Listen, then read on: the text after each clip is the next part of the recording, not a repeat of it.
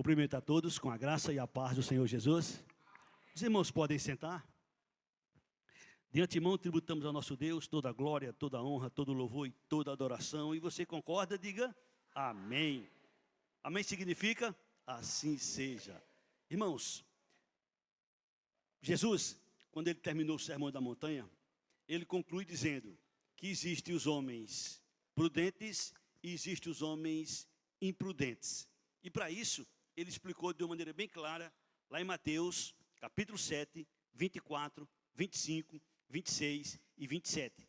É o texto que nós iremos ler. Mateus, capítulo 7, 24 a 27, para o louvor e para a glória do Senhor, nosso Deus. Se você prestar atenção a esta mensagem, essa mensagem vai te dar resposta a muitas perguntas que talvez tenha na sua mente.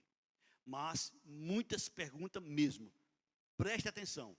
E no final, você poderá ser, de uma certa forma, agraciado, tirando algumas dúvidas da sua cabeça. Mateus 7, 24 a 27 diz assim: todo aquele, pois, que ouve estas minhas palavras e as pratica, será comparado a um homem prudente, que edificou a sua casa sobre a rocha. Caiu a chuva, transbordaram os rios, sopraram os ventos, deram com ímpeto contra aquela casa, que não caiu, porque fora edificada sobre a rocha. Todo aquele que ouve estas minhas palavras e não as pratica, será comparado a um homem insensato ou imprudente, que edificou a sua casa sobre a areia. Caiu a chuva, transbordaram os rios, sopraram os ventos e deram com ímpeto contra aquela casa, e ela desabou, sendo grande a sua ruína. Amém? Todos nós que estamos aqui, sem exceção, estamos acostumados a ouvir constantemente, frequentemente, a ler a palavra do Senhor. E nós estamos incluídos ou nos sensatos prudentes ou nos insensatos imprudentes. Essa resposta é você que vai tirar para você mesmo. E eu espero que você esteja no lado dos prudentes, no lado dos sensatos. Porém, de antemão, já quero deixar aqui bem claro. Se alguém está do lado do insensato, dependendo de algumas atitudes, ele pode sair desse lado e passar para o lado dos sensatos, dos prudentes. Da mesma forma, quem é hoje sensato, prudente, se não te vigiar, também poderá sair desse lado e passar para o lado dos insensatos, dos imprudentes. De início, eu quero dizer para você o seguinte: se nós queremos, se nós desejamos ser bem-sucedidos em todas as áreas, precisamos entender que a Bíblia é um livro de princípios.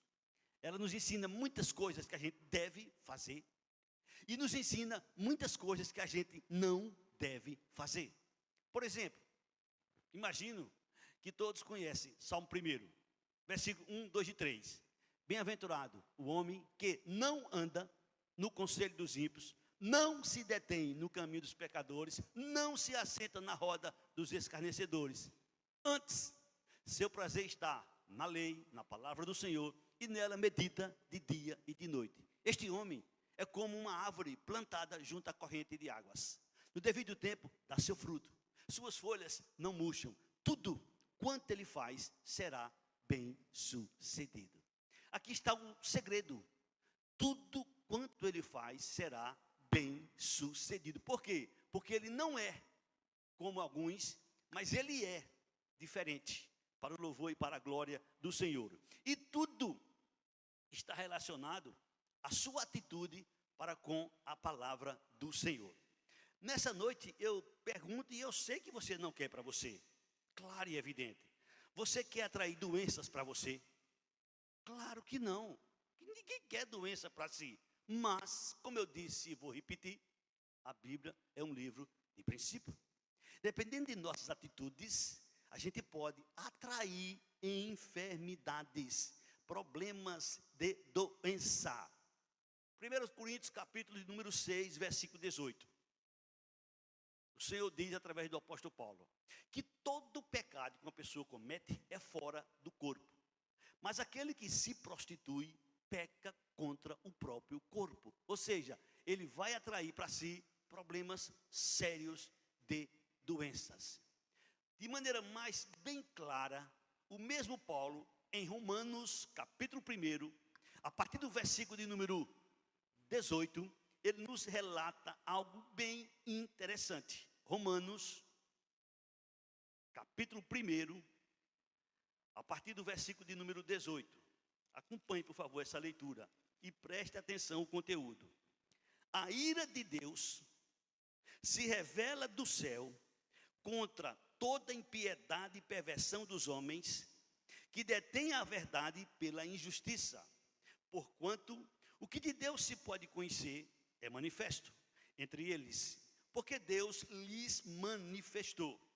Porque os atributos invisíveis de Deus, assim o seu eterno poder, como também a sua própria divindade, claramente se reconhece desde o princípio do mundo, sendo percebido por meio das coisas que foram criadas. Tais homens são, por isso, indesculpáveis. Porquanto, tendo conhecimento de Deus, não glorificaram como Deus, nem lhe deram graças, antes se tornaram nulos em seus próprios raciocínios, obscurecendo-lhes o coração insensato. Inculcando-se por sábio, tornaram-se louco, e mudaram a glória de Deus incorruptível em semelhança da imagem de homem corruptível, bem como de aves, quadrúpedes e répteis. Por isso, Deus entregou tais homens à imundícia pela concupiscência do seu próprio coração, para desonrarem o seu corpo entre si, pois eles mudaram a verdade de Deus em mentira, adorando e servindo a criatura em lugar do Criador, o qual é bendito eternamente. Amém. Por causa disso, os entregou Deus a paixões infames, porque até as mulheres mudaram o modo natural de suas relações íntimas por outro contrário à natureza. Semelhantemente, os homens também, deixando o contato natural da mulher, se inflamaram mutuamente em sua sensualidade, cometendo torpeza homens com homens e recebendo em si mesmo a merecida punição do seu erro. Como a gente percebe, de uma maneira muito clara, nem precisa se esforçar para explicar, porque o texto por si só se explica. A Bíblia, ela nos mostra claramente que existem muitas consequências de acordo com as nossas atitudes. Igreja, você que faz parte da Igreja do Senhor Jesus, participamos mensalmente, pelo menos em nossa igreja, da Santa Ceia do Senhor. Se, porventura, alguém comer e beber indignamente, ele vai atrair para si problemas sérios. Paulo diz em 1 Coríntios 11, 23 a 32, um texto que todos nós conhecemos: aquele que comer ou beber indignamente, come e bebe juízo para si. E por isso que há entre vocês muitos fracos, doentes e outros que já morreram, por sinal antes do tempo. Tudo consequência das suas atitudes. Você que é pai, você que é mãe, eu não tenho dúvidas, você ama seus filhos. E você quer o que para seus filhos? Talvez você não saiba, mas é importante saber desta informação. Êxodo capítulo 20, versículos 5 e 6. Êxodo capítulo 20, versículos 5 e 6. Nos mostra dois resultados da atitude do pai para com os filhos. Olha o que aqui diz o Senhor. Êxodo 20, versículo 5 e versículo 6. Não adorarás, nem lhe darás culto, porque eu sou o Senhor teu Deus, Deus zeloso, que visito a iniquidade dos pais nos filhos até a terceira e quarta geração daqueles que me aborrecem. Escutem aí, Deus está revelando, Deus está falando, que Ele visita as iniquidades dos pais até a terceira, quarta geração daqueles que me aborrecem. Mas se você for um pai, uma mãe, que honra e glorifica ao Senhor, olha a promessa de Deus, versículo 6. Faço misericórdia até 1000 gerações daqueles que me amam e guardam os meus mandamentos. Amém? Você conhece a história de Davi? Claro. Todo mundo conhece a história de Davi. Davi foi o maior rei que já houve em Israel. Davi ficou na história.